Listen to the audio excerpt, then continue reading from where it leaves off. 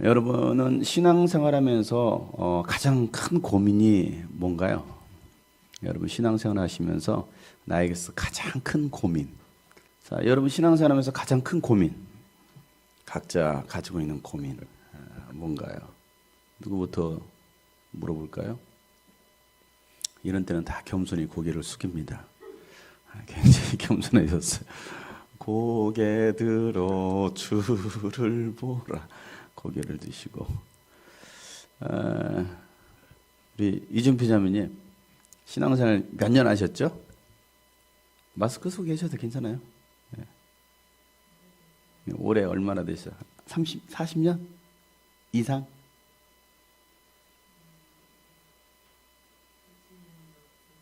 50년? 91년도부터 신앙생활 하셨다고요? 그럼 몇 년이에요? 30년, 그죠? 30년 정도? 한 30년 정도 신앙생활 하시면서 가장 큰 고민이 무엇인 것 같아요?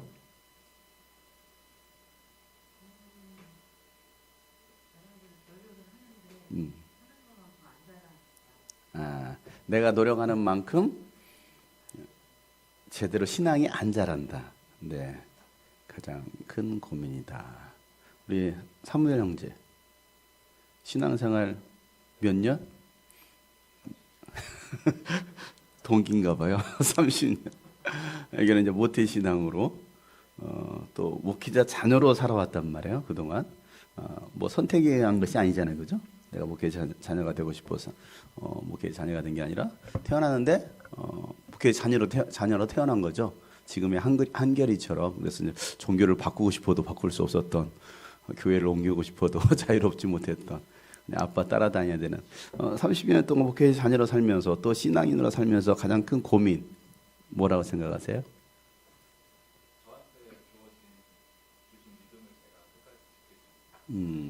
내게 주어진 믿음을 과연 나는 끝까지 지킬 수 있을까라는 고민. 우리 신현희 자매님 초등학교 때 내 손을 잡고 주일학교를 열심히 다녔던 그때나 지금이나 똑같아요. 인상 쓰고 있는 것은. 자, 신앙생활 한 50년 한 것 같은데 자, 고민이 뭔 것 같아요?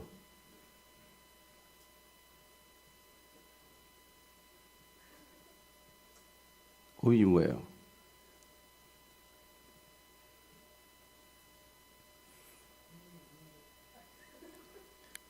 구민이가 없다고요?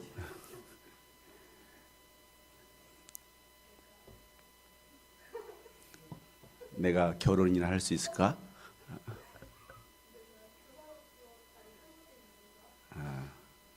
교사로서 잘 세워져 있는가? 아니 신앙생활 하면서 지금까지 신앙생활 가장 큰 고민이 교사. 뭐 초등학교 때부터 교사였나 보죠? 그때는 믿음이 없어가지고 지금은 믿음이 있어서 교사가 되었고, 근데 잘 세워지고 있는가?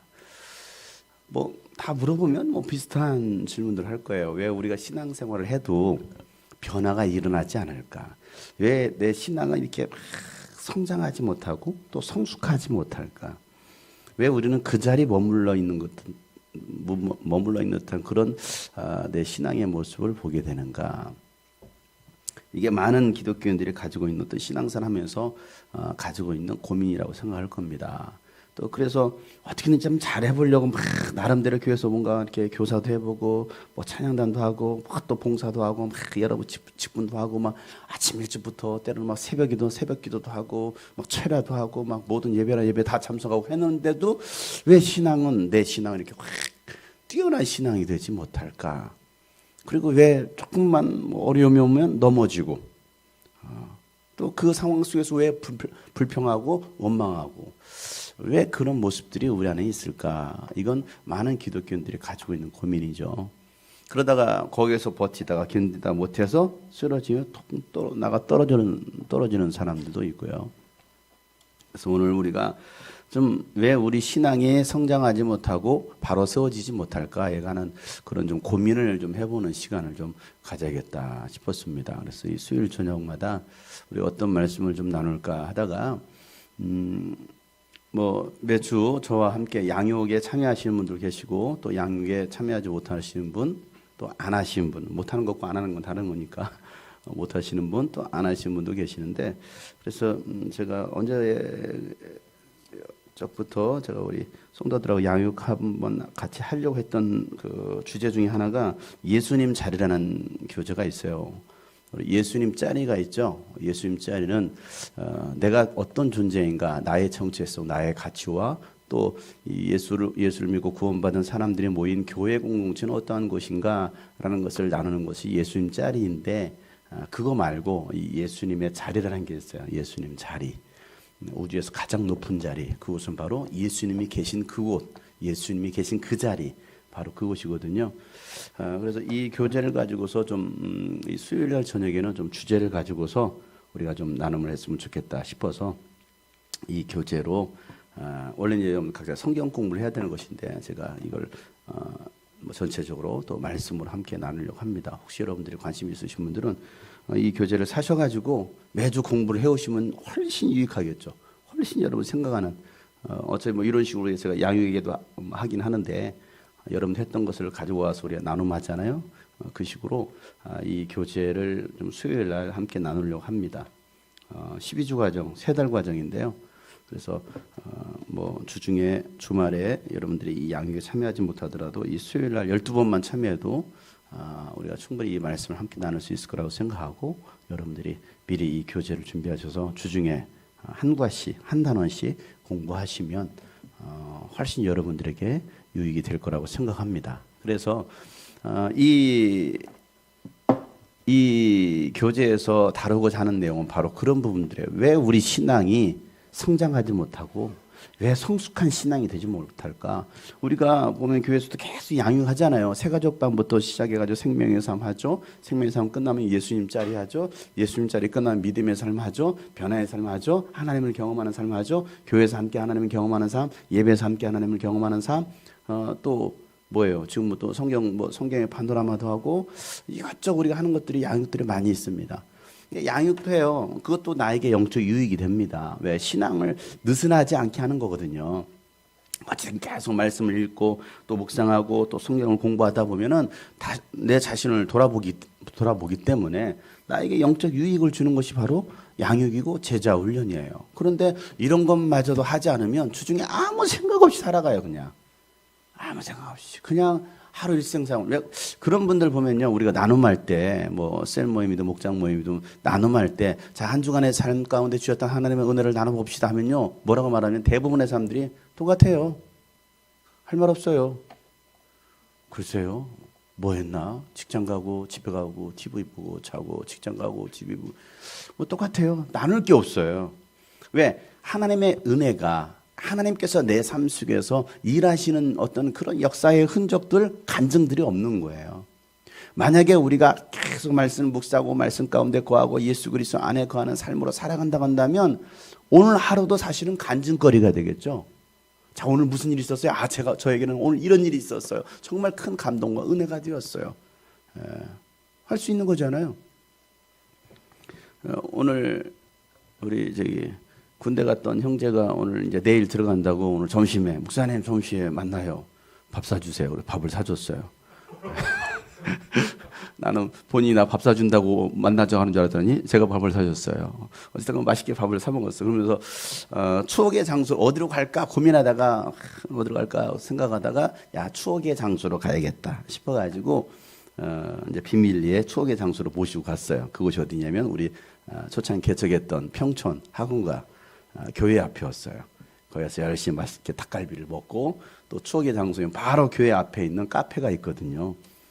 거기 원래는 세탁소 장소였었는데 세탁소 장소에 가가지고 지금 카페에 있는 카페에서 이제 열심히 맛있게 먹었어요. 그러면서 했던 얘기가 야, 여기가 예전에는 세탁소였다. 우리 초창기 2009년도 개척했을 당시에는 세탁소였어요.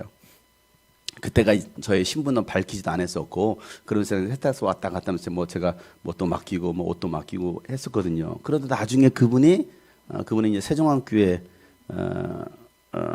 할머니 같은 분은 권사님이시고 남편은 집사님이셨던 것 같은데 어느 순간 저한테 목사님이시죠? 그러는 거예요. 저 항상 이제 그때는 좀 자유롭게 티셔츠 입고 돌아다니고 그랬거든요. 목사님이시죠? 아, 예.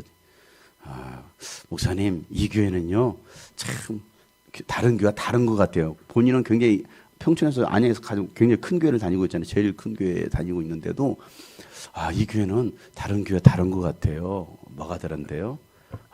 굉장히 다르잖아요. 젊은 사람들이 많이 오고 간다라는 거야. 많이 오고 간다라는 거죠. 그러면서 하는 소리가 그 젊은 사람들이 들락날락 하는데 표정이 다르다라는 거예요. 표정이. 항상 밝아요. 이런 표정을 해요.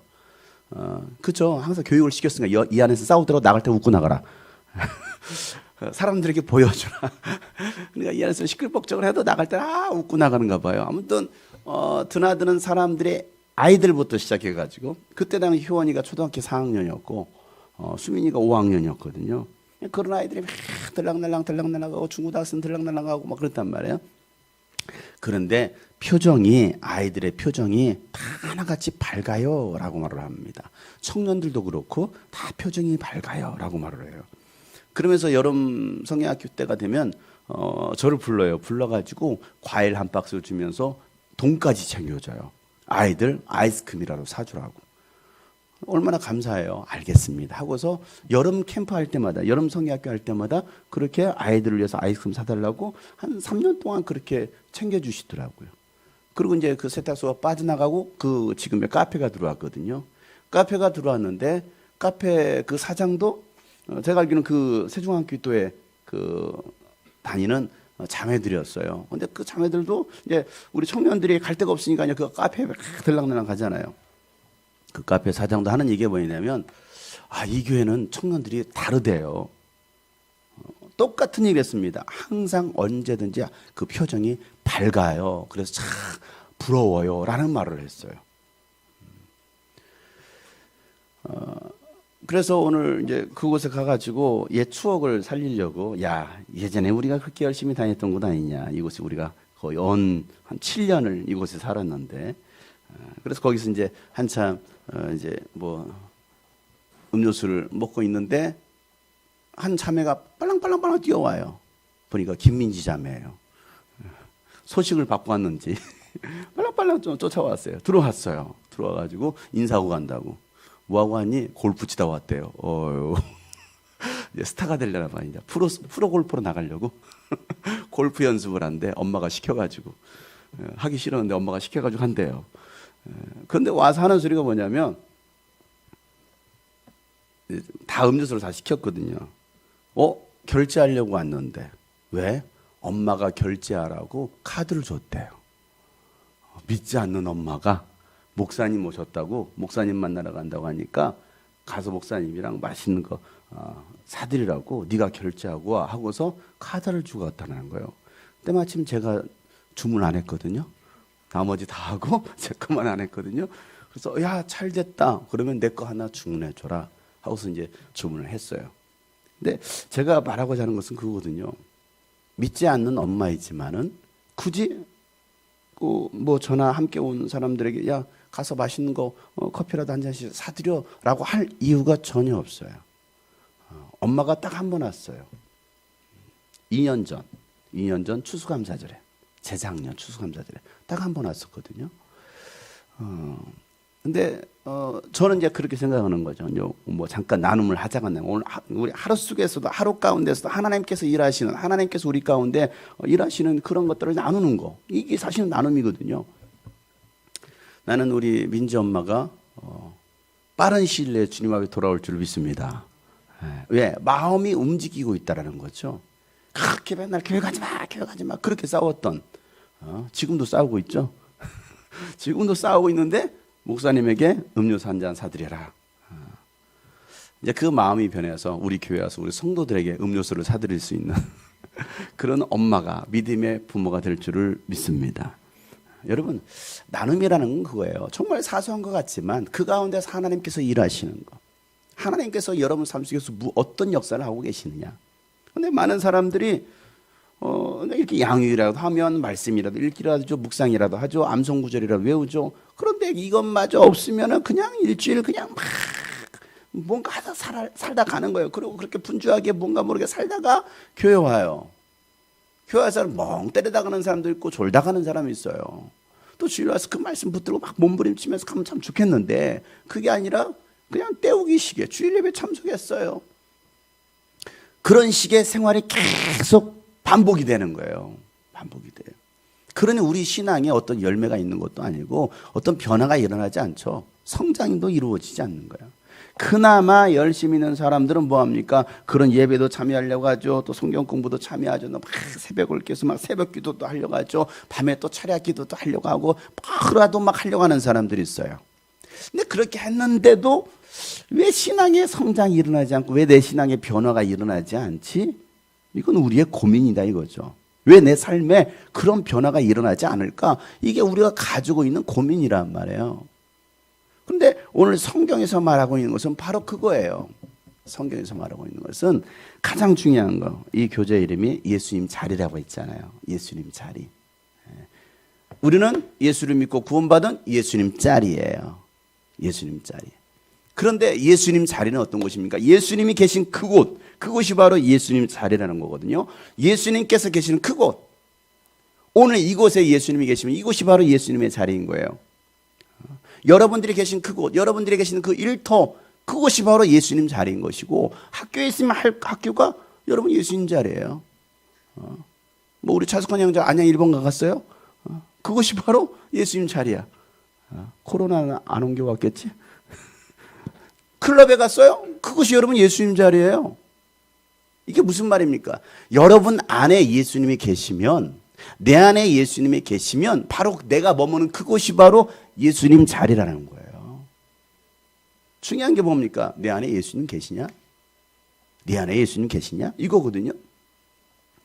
바울 서신에서 바울이 가장 즐겨 쓰는 표현들이 있습니다. 바울 서신에서 가장 즐겨 쓰는 표현이, 많은 표현 중에서 가장 많이 쓰는 표현이 뭐냐면 예수 안에서, 그리스도 예수 안에서, 그리스도 안에서. 이 안에서라는 표현을 굉장히 많이 씁니다. 오늘 읽었던 말씀, 이 골로새서에서도 바로 그런 표현들을 많이 쓰고 있어요. 예수 안에서, 그리스도 안에서. 그러니까 내가 예수 안에 머물러 있는 사람인가? 내가 예수님 안에 머물러 있으면 내가 머물러 있는 그 자리가 바로 예수님 계신 자리고, 그 가운데서 하나님께서 역사하시고 하나님께서 일하시는 현장이거든요. 그런데 우리는 그 예수님이 내 안에 과연 계신가? 내 안에 예수님이 계시나? 한번 고민해 보는 것이죠. 우리가 예수님 자리 과정은 아까 얘기했던 것처럼 전반부 1장에서 3장까지 4장부터 6장까지 나눠지는데, 전반부에서는 바로 하나님은 도대체 누구이신가? 하나님은 누구이신가? 그리고 그 하나님께서 주신 그 은혜로 말미암아 구원받은 나는 누구인가에 관한 얘기를 합니다. 그들이 바로 예수님 자리다 라고 말씀하고 있고요. 4장부터 6장까지는 그들이 모인 곳이 바로 교회 공동체인데, 하나님이 이 교회 공동체를 통해서 하실 일이 있다라고 말하고 있는 것이 바로 우리 에베소서에서 말씀하고 있는 거예요. 예수님 자리에서 말씀하고 있는. 그래서 이 에베소서는 그리스도의 몸된 교회가 교회를 설명하고자 한다고 한다면, 골로새서는 뭐냐면 교회의 머리 대신 예수님이 누구냐를 설명하고 있는 것이 바로 골로새서예요. 바울이 이 에베소서나 골로새서를 쓸 때, 뭐 빌레몬서 쓸 때 다 같은 곳에서 씁니다. 그것이 어디냐면 로마 감옥이었어요. 로마 지하 감옥에서 에베소서를 씁니다. 에베소 교회에 편지를 보내는 거야. 또 골로새서 쓰는 거예요. 왜? 이 골로새 교회에 맞는 내용의 편지를 쓸 거 아니겠습니까? 제가 누군가의 편지를 쓸 때 그 사람에게 맞는 편지를 쓰듯이 이 골로새 지역에 맞는 편지를 쓰는 것이고, 에베소 지역에 맞는 편지를 쓰는 거예요. 에베소와 골로새, 이 골로새나 뭐 이런 데 지역은 오늘 여기 성경에 보면은 뭐 히에라볼리도 나오고, 아까 우리 마지막 4장에 보면 읽었던 부분들이 나오죠. 지역들이 나와요. 어디가 나옵니까? 지역이? 여기 라오디게아 13절에 보면 4장 13절에 라오디게아 또 히에라볼리라고 나오죠. 지금 이 바울은 이 라오디게아나 히에라볼리를 방문한 적이 없어요. 또 골로새도 방문한 적이 없어요. 그런데 바울은 이 바로 갈라디아 지역은 갔잖아요. 갈라디아 지방으로 갔었으니까. 그런데 골로새 편지를 쓰고 또 이 히에라볼리나 또 라오디게아 교회 편지를 보냅니다. 그가 그렇게 편지를 보낼 수 있었던 것은 뭐냐면 우리가 바울의 1차, 2차, 3차 전도 여행 가운데 3차 전도 여행 때 어디를 방문했냐면 2차 전도에도 에베소를 잠깐 방문했지만 3차 전도 여행 때 에베소에서 약 2년 동안 머물렀어요. 에베소에서. 그래서 3개월간 회당에서 복음을 전하다가 반대파가 너무나 심하니까 뭐합니까? 두란노 서원, 두란노 학당에 모여가지고 2년 동안 하나님의 말씀을 가르치죠. 그런데 2년 동안 이 에베소에서 복음을 가르칠 때 거기에 있는 수많은 사람들이 와서 바울에게 복음을 듣습니다. 그 중에 아시아에 있는 사람들이 아니 바울이 전해서 그 복음이 아시아에 있는 사람들까지 온 아시아에 다 퍼졌다라고 말했거든요. 그때 와서 복음을 들었던 사람이 누구냐? 오늘 여기서 말하고 있는 빌레몬이나 빌레몬 또 여기서 말하고 있는 그래서 그들이 가가지고 에바브라 여기 보면 에바브라가 나오죠. 에바브라가 바울로부터 복음을 받아들이고 그가 가서 세운 교회가 바로 골로새 교회. 바울은 에베소에 머물러 있었지만 그를 통해서 복음을 받아들였던 사람들이 지역으로 흩어져서 교회를 세우게 됩니다. 근데 바울을 통해서 세워졌던 그 에베소에서 세워졌던 그 교회가 모델이 되어서 바울이 세웠던 그 에베소 교회가 모델이 되어가지고 골로새에 가서도 교회를 세우고 또 어디로 갔다고요? 라오디게아 또 히에라볼리 이런 데 가가지고 교회를 세우는 거예요. 그러면서 오늘 이 골로새 교회에 편지를 쓰면서 이 골로새 교회가 어떤 교회인지에 관해서 자세하게 이야기하는 장면이 바로 오늘 읽었던 이 골로새서 1장 말씀이에요. 1950년 초 네팔이라는 도시에서는 예수 믿는 사람이 딱 한 사람밖에 없었습니다. 그 사람의 이름이 프렘프레담입니다. 프렘프레담. 이 프레담이라는 사람 한 사람만이 1950년 초에 이 네팔에서 예수를 믿었어요. 근데 이 프레담은 어떤 사람이냐면 힌두교도였던 네팔의 부모 아래서 자랐고 인도에서 교육을 받습니다. 그리고 제2차 세계대전이 열릴 때 세계대전 때 영국 공군으로 입대하게 되고 이제 조종사로 활동하다가 전투에서 전투기가 추락할 때 낙하산을 타고 탈출합니다. 탈출하는데 밑에서 적이 총을 쏴가지고 발에 총상을 입습니다. 다행히 다리는 절단하지 않고 이제 다리는 이제 불구자가 된 거죠. 불구자가 된 상태에서 그러고 나서 이제 인도 육군 탱크 부대로 연대장으로 가서 군부대를 하는 가운데 길에서 누구를 만나느냐 하면 박드싱이라는 전도자를 만납니다. 그리고 그로부터 복음을 받아들여요. 그리고 그가 예수를 인격적으로 영적으로 만나게 됩니다. 그 후로 그의 삶이 완전히 달라졌어요. 어떻게 달라지냐면 그가 예수를 영접하고 3년 뒤에 하나님께서 그를 어디로 보내느냐면 바로 이 네팔로 보냅니다. 거기는 예수 믿는 사람들이 단 한 사람도 없었던 복음의 불모지였던 그곳으로 네팔로 보내는 거예요. 근데 그가 주로 활동했던 지가 어디냐면 히말라야 산맥 그런 곳이에요. 발에 장애를 얻고 있어요. 쩔뚝발입니다. 제대로 걸을 수도 없습니다. 그런데 그 설름발이로 히말라야 산맥을 막 넘어다니면서 복음을 전하는 복음 증거자의 삶을 살아갑니다.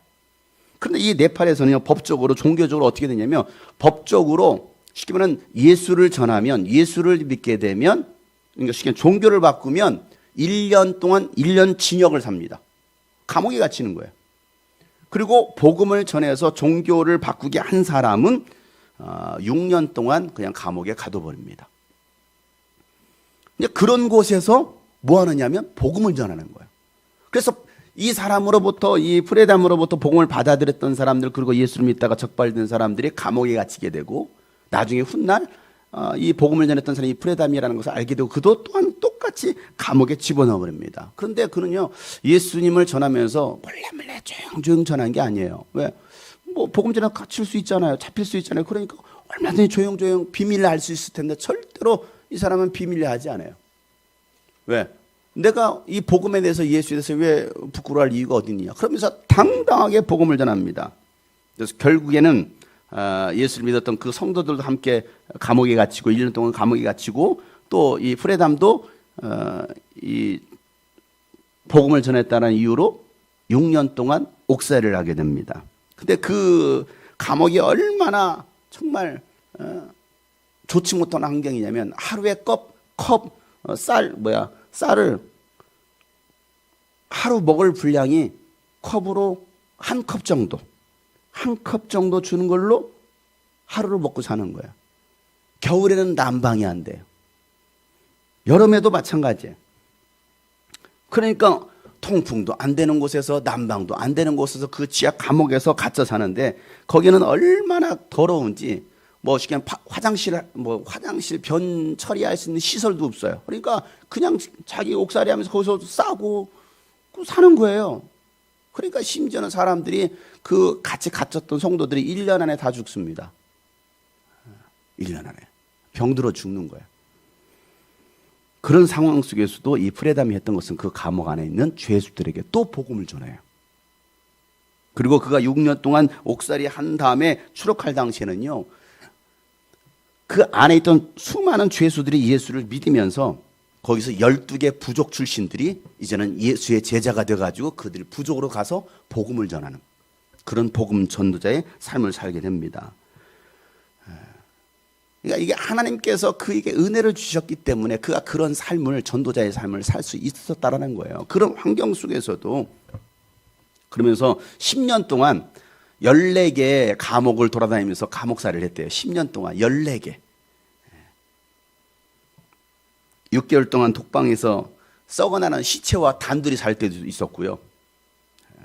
그런 정말 좋지 못한 환경 속에서 그럼에도 불구하고 예수를 전하고 예수를 믿었고 또 그 환경 속에서 결코 그가 하지 않았던 것은 하나님을 원망하지 않더라는 거예요.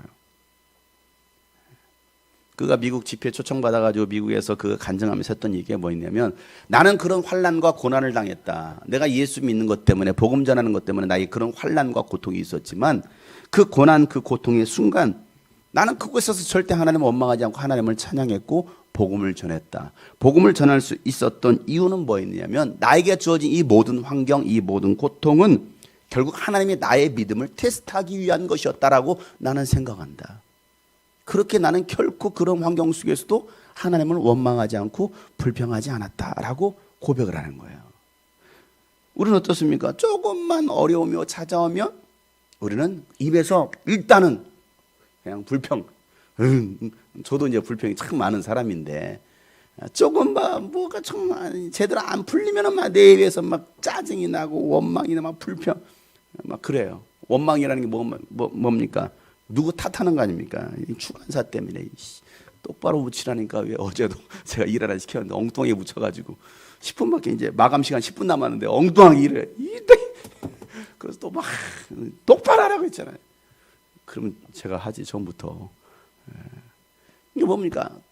이게 내 안에 정말 하나님의 은혜로 가득하고 은혜로 충만해야 되는데 그게 없으면 뭐합니까? 원망하고 불평하고 짜증내고.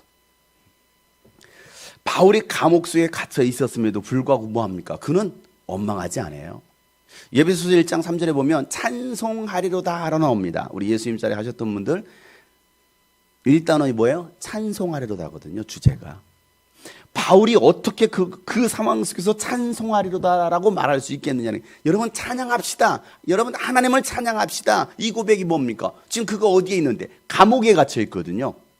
감옥에 갇혀 있는데 예배소 교회 성도들을 향해서 여러분 찬양합시다라고 말하고 있는 거예요. 누구에게? 감옥 밖에 있는 사람에게, 자유로운 사람에게 갇힌 자가 여러분 찬양합시다라고 말을 해요.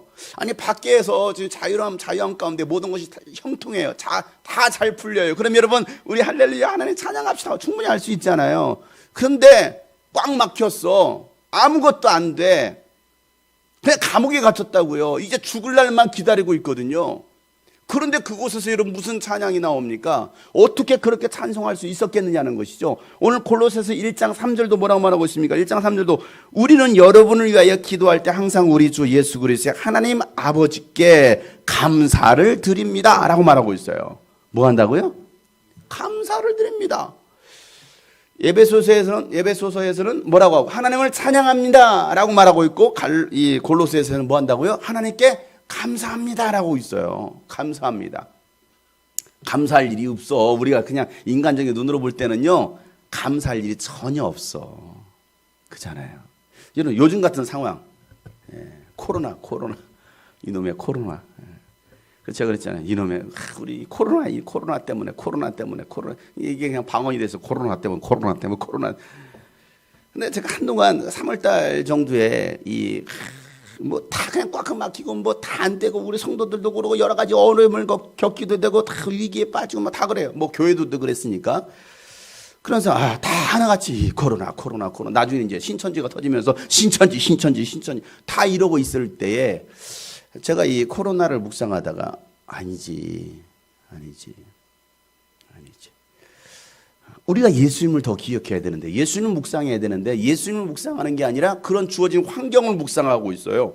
내 앞에 펼쳐진 그 고난들, 내 앞을 가로막고 있는 그런 환경들을 우리 묵상하다 보니까 뭐합니까? 원망하고 불평하게 되는 거예요. 그러지 않아요?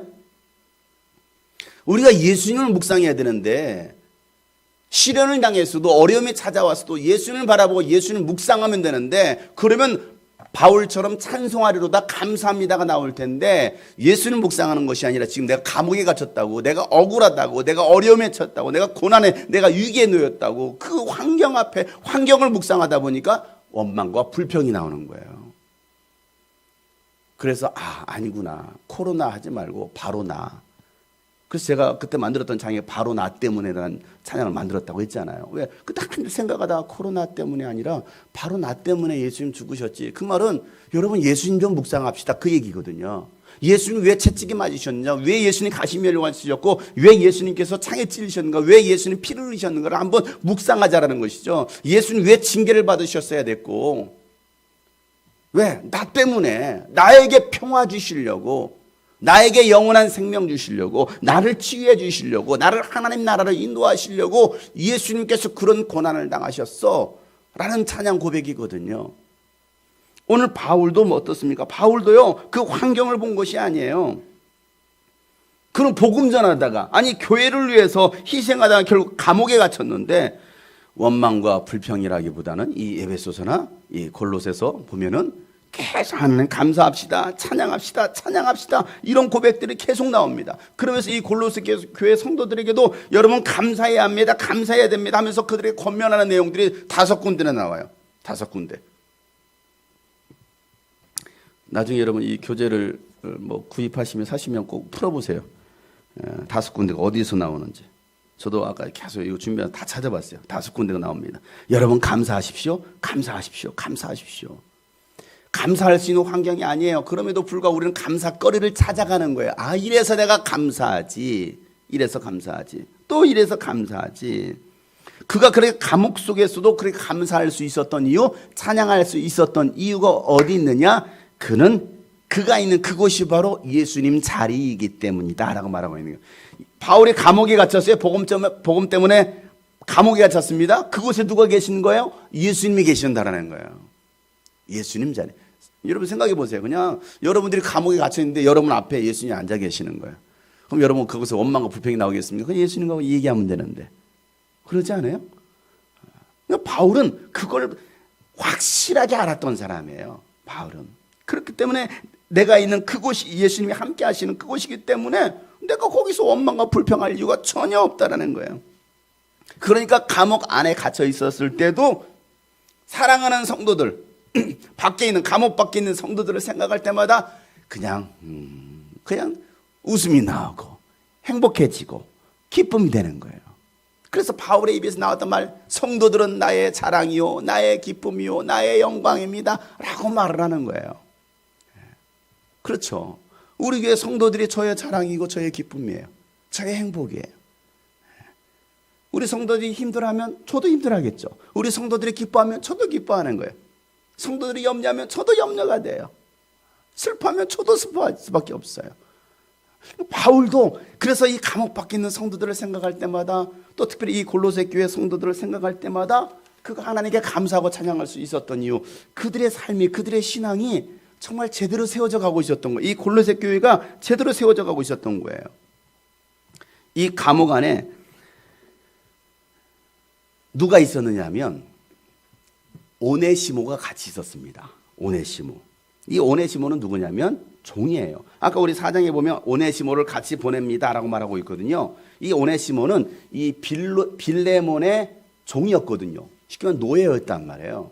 노예였는데 이 빌레몬에 가지고 있던 돈을 훔쳐서 도망갔어요.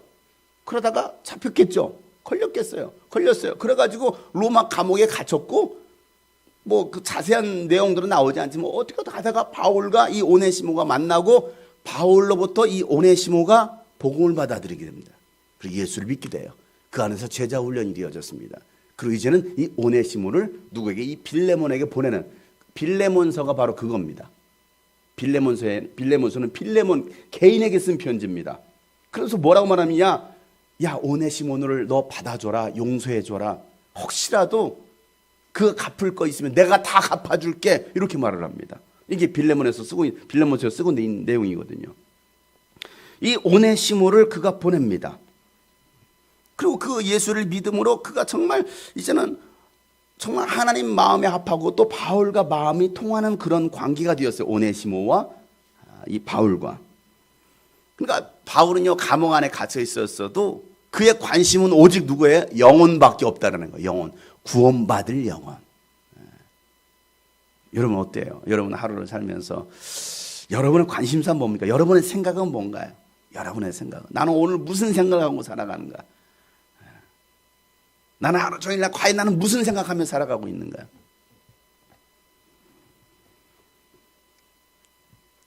바울은요, 온통 교회 생각, 온통 성도들 생각, 온통 구원받을 영혼, 전도할 대상만을 그는 생각하고 있는 거예요. 그래서 그 감옥 안에서도 오네시모를 만나서 복음을 전하고, 그리고 이제는 그를 다시 그 빌레몬에 있는 이곳으로 골로새로 보내는 거예요. 그러니 내가 전에 얘기했던 것처럼 이 오네시모가 가거든 잘 받아주세요 라고 말을 하고 있습니다. 자, 아까 얘기했던 이 골로새 교회는 에바브라에 의해서 교회가 세워졌다고 있습니다. 그런데 이 에바브라도 바울과 함께 갇혀 있었어요. 갇혀 있다가 이제 골로새로 가게 됩니다. 그러면서 이 편지를 보내게 되는 거예요. 이 편지를 누가 가지고 가느냐? 두기구가 가지고 갑니다. 두기구가. 이게 지금 뭐 1장부터 쭉 4장까지 읽었을 때 그 내용들이에요. 자, 어찌됐건 이런 환경 속에서 이들이 예수를 믿고 이곳에서 교회가 세워졌는데 이 골로새 교회의 상태, 우리 한번 1장 읽었던 3절부터 6절 말씀 보세요. 골로새 교회가 어떤 교회였는지 한번 보겠어요. 1장 3절부터 6절 말씀 시작. 우리는 여러분을 위하여 기도할 때 항상 우리 주 예수 그리스도의 하나님 아버지께 감사를 드립니다. 우리는 그리스도 예수에 대한 여러분의 믿음과 모든 성도를 향해서 여러분이 품고 있는 사랑을 전해 들었습니다. 이 믿음과 사랑은 여러분을 위하여 하나님께 쌓아두신 소망에 근거합니다.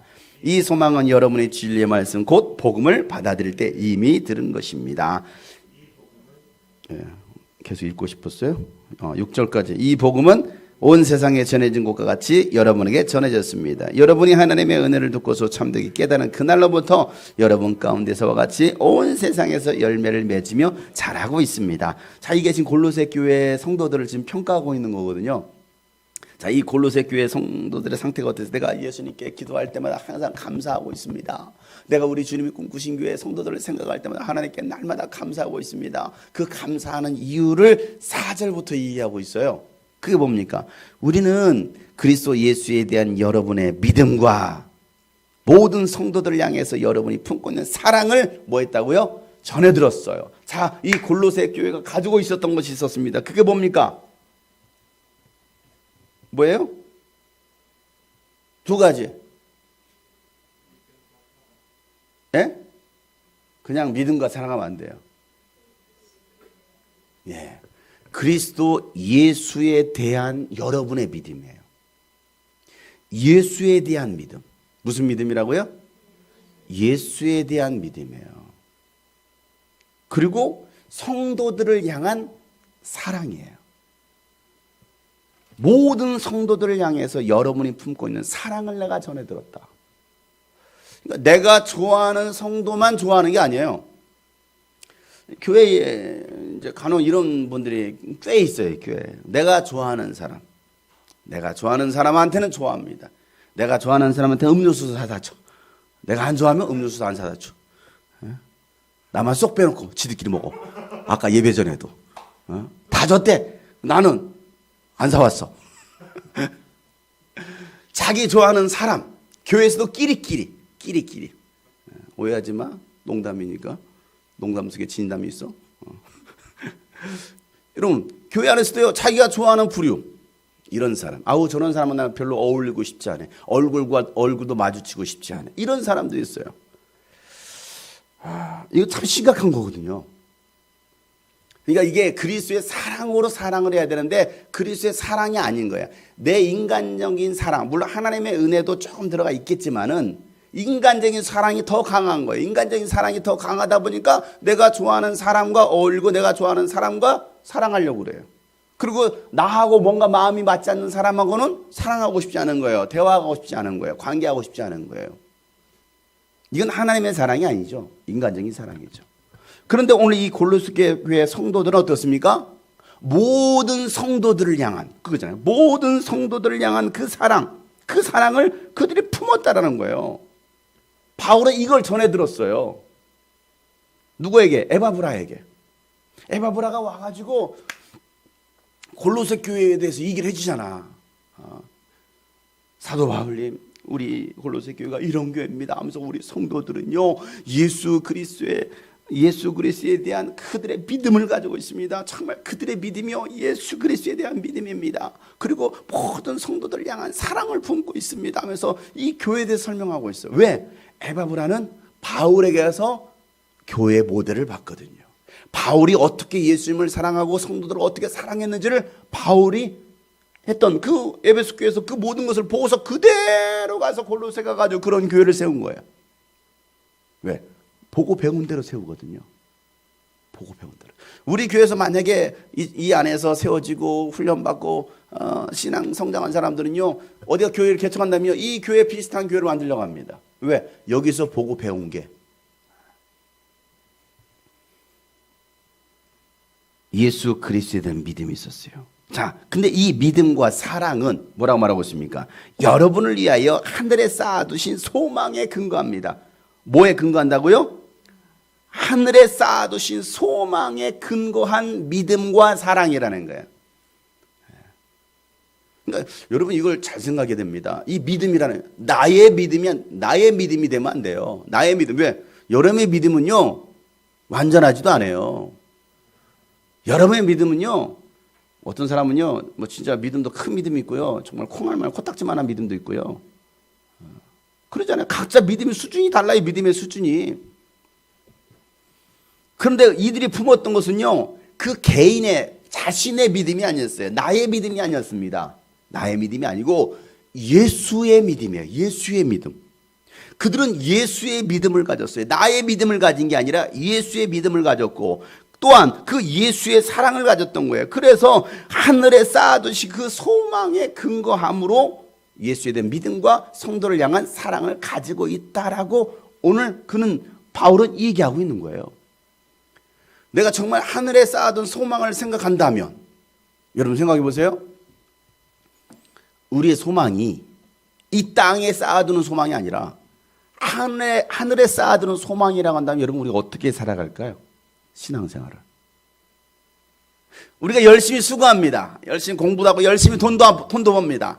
여러분 왜 돈 벌어요? 왜 열심히 공부해요? 왜요? 돈 버는 이유가 뭐냐고요? 일하는 이유가 뭐냐고요? 공부하는 이유가 뭐냐고요? 많은 사람들은 하늘에 소망을 쌓아두지 않아요. 이 땅에 소망을 품고 살아갑니다. 조금 더 넓은 집, 조금 더 부한 삶, 더 좋은 차, 더 좋은 환경, 좀 더 나은 삶을 살기 위해서 사람들은 열심히 수고해요. 열심히 수고해요. 그리고 그 중에 극히 일부를 뭐 합니까? 하나님께 드려요. 이렇게 말합니다. 하나님께 드려요. 그거 하면서 그것도 생색내요. 그거 하면서 내가 11조 했거든요. 내가 헌금했거든요. 하나님이 뭐 그지여서 우리한테 11조 달라고 하시는 분도 아닌데 마치 우리는 하나님을 그렇게 그지 취급하는 거예요. 내가 11조 했잖아요. 뭐 있잖아요? 왜 있잖아요? 정말 우리가 하늘에 쌓아둔 소망이 있다고 한다면 과연 우리는 무엇을 위해서 돈을 벌고 무엇을 위해서 공부하고 우리의 삶이 무엇을 위해서 과연 살아갈 것인가를 우리 한번 생각해야 되는데, 많은 사람들이 하늘에 소망을 쌓아두지 않습니다. 많은 사람들이 이 땅에 소망을 두고 살아가는 거예요. 이 땅에.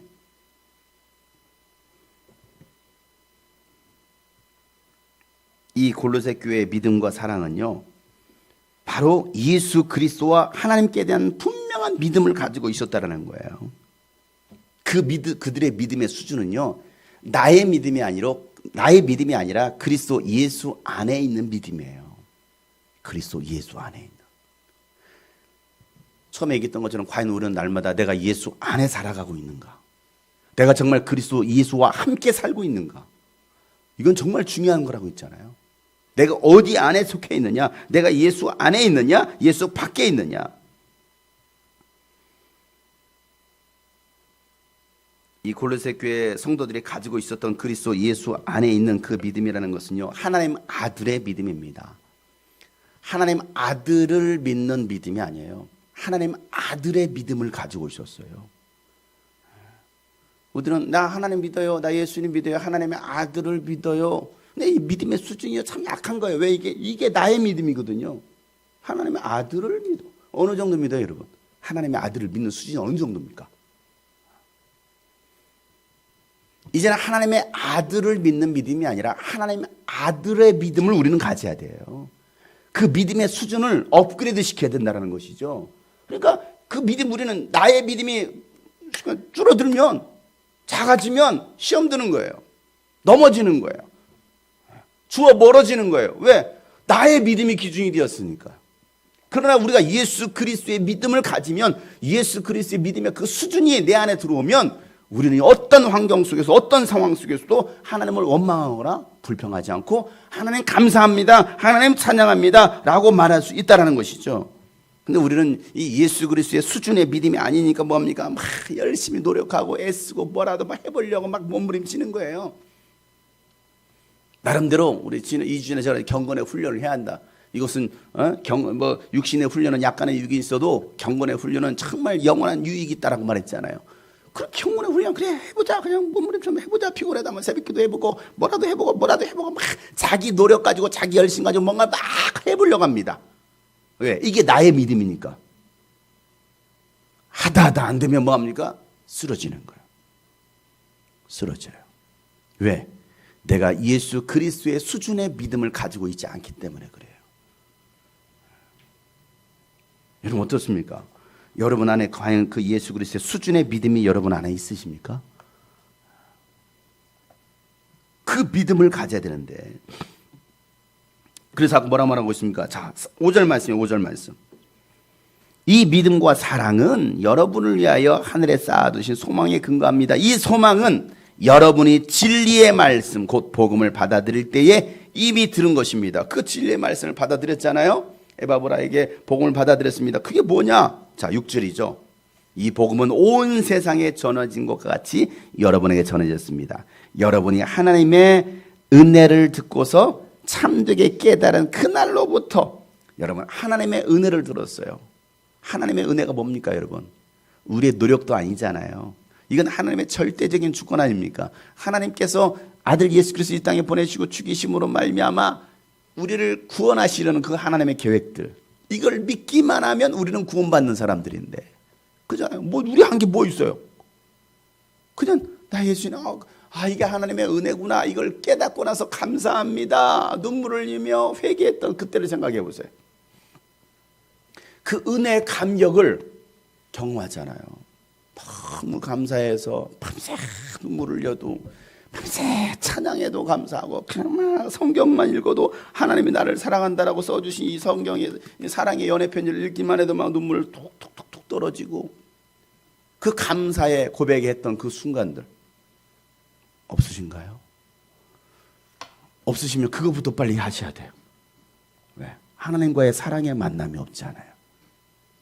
그 은혜의 감격 가운데 있는 사람들. 그래서 바울은 그 에베소 1장 3절 말씀에 우리 주 예수 그리스도의 아버지신 하나님을 찬양합니다. 하나님께서는 그리스도 안에서 하늘에 속한 그 온갖 신령한 복을 우리에게 주셨습니다. 그 신령한 복을 내가 가졌기에 우리는 하나님을 찬양할 수밖에 없습니다 하고서 바울은 고백했잖아요. 그 하나님의 은혜, 이게 예수님 자리에서 나눴던 거 아닙니까? 야, 우리가 그 하나님의 은혜를 생각하고 하나님께 준비하신 그 선물 보따리를 풀러보는 순간, 우와, 와, 그냥 입이 쩍 벌어지는 거. 헐, 이건 대박 정도가 아니죠. 이건 하늘에 속한 온갖 모든 복을 다 우리에게 주셨는데, 그걸 아는 사람은 이 땅에 있는 그가 참 땅 따먹게 하겠다고 그걸로 치고 패고 싸우겠습니까? 아무것도 아닌 썩어 없어질 것들인데 정말 귀한 보화를 가졌는데, 그러니까 밭에 감춰진 그 보화를 발견한 사람은 뭐합니까? 모든 걸 다 팔아서 그 밭을 산다라고 얘기하잖아요. 왜? 저 밭을 소유하면 이 밭에 감춰진 보화는 다 내 것이니까. 우리가 그 은혜를 깨달아야 되거든요. 그러면 그 은혜 때문에 하나님 감사합니다. 하늘에 속한 그 복이 이것이군요. 깨닫기 때문에, 그래서 그 믿음 가지고 하나님의 믿음, 예수 그리스도의 믿음을 가지고서 사랑하게 되는 거예요. 그러니 사랑하지 않을 대상이 어디 있습니까? 생각해 보세요. 우리 박상주 형제 밉지, 그지? 미운데 사랑해. 사랑할 수밖에 없어. 우리 천요한 씨 살만 드륵드륵 쪘어. 사랑해.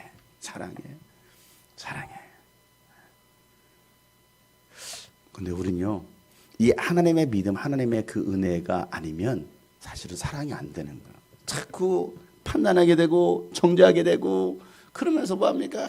싫어.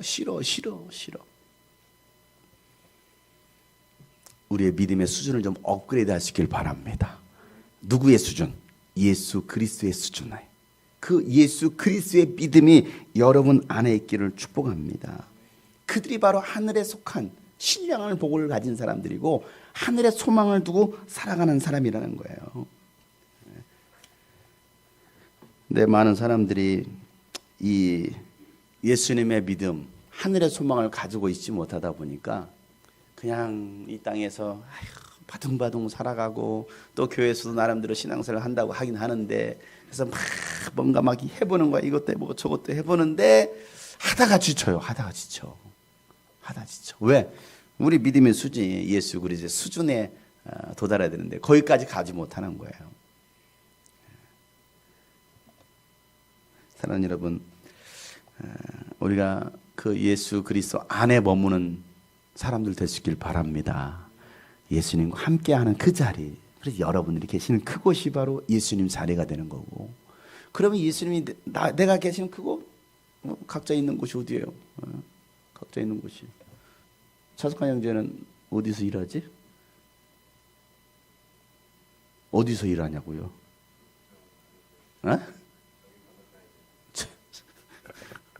저기 건너편에서 일한대요. 거기서 뭔 일을 하는지 모르겠지만은 이태원 클럽에서 일하고 있어요. 저기 건너편이 이태원 클럽 아니야. 이태원 클럽에서 일하고 있어. 서빙하고 있어. 그곳이 예수님 계신 자리요. 예수님 계신 자리. 예수님 계신 자리라고 한다면, 예수님의 자리라면 그거 하고 있겠습니까? 생각해 보세요. 그거 하고 있지 않겠죠.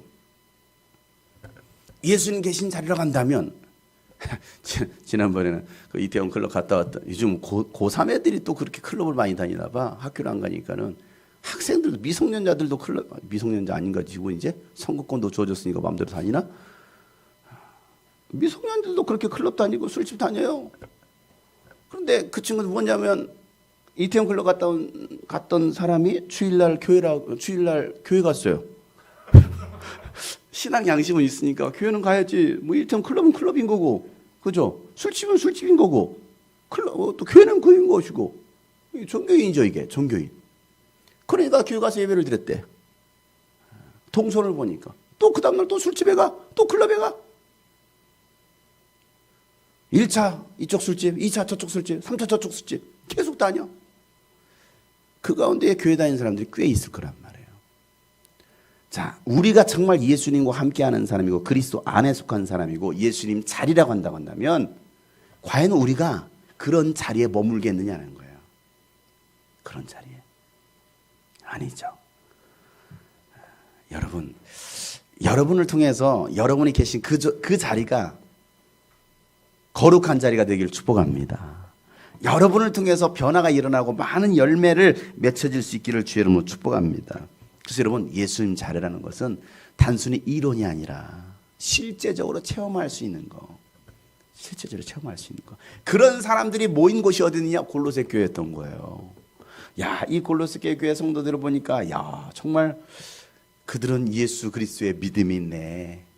예수 그리스도의 믿음이 있어. 그리고 모든 성도들을 향한 그들이 사랑을 품은 것을 내가 기억하고 있어. 소문이 났다라는 거예요. 그런 교회가 우리 교회가 된다고 한다면 여러분 얼마나 이 교회가 아름답겠어요. 얼마나 좋겠어요. 그러면 하나님께서 여기에 많은 영혼들을 더 붙여주실 거예요.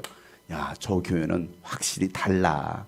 아우, 저 사람은 정말 다른 사람이야. 진짜 예수님 믿는 사람이야. 라고 말하겠죠. 그래서 오늘 이 말씀처럼 오늘도 수많은 사람들이 교회를 다니고 있습니다. 교회를 다니고 있어요. 교회를 다니고 있다고 해서 그들이 다 예수 안에 머물러 있는 사람은 아니란 사실입니다. 우리의 노력 가지고 구원받는 것도 아니고 우리의 노력 가지고서 우리가 성화가 일어나는 게 아니에요. 그렇잖아요. 그냥 막 경건에 훈련한다고 해서 여러분 그의 삶의 변화가 일어납니까? 아니거든요.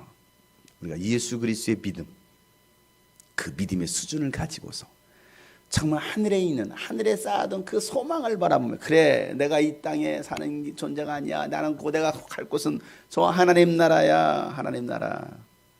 그러니 내가 이 땅에 소망을 품고 살지 않아. 이 땅에 육신이 있으니까 살아가는 거죠. 뭐 마지못해 살아가는 건 아니잖아요. 육신이 있는 동안에 이러면 정말 주님의 나라를 위해서 하나님의 영광을 위해서 이 땅에서 열심히 살아야죠. 열심히 사는데 목적이 달라졌잖아요. 왜? 우리의 소망은 하늘에 속한 것이니까. 하나님께 있으니까. 그 하늘의 것을 얻으려고 우리는 이제는 그래, 내가 이제는 예수 그리스도의 수준으로 살아가야지. 그러니 바울은 감옥에 갇혔을 때도 하나님을 찬양합니다. 하나님 감사합니다라고 말했던 것처럼 오늘 우리가 그런 신앙이 되기를 주의 이름으로 축복합니다. 그래서 이제는 예수님이 계신 자리가 어디예요? 여기예요. 여기. 여러분 안에 예수님 거하십니다. 내 안에 예수님께서 자리하신다고 한다면 여러분 그곳이 거룩한 장소가 될 것이고 그곳에서 하나님의 귀한 열매가 맺혀질 줄을 믿습니다.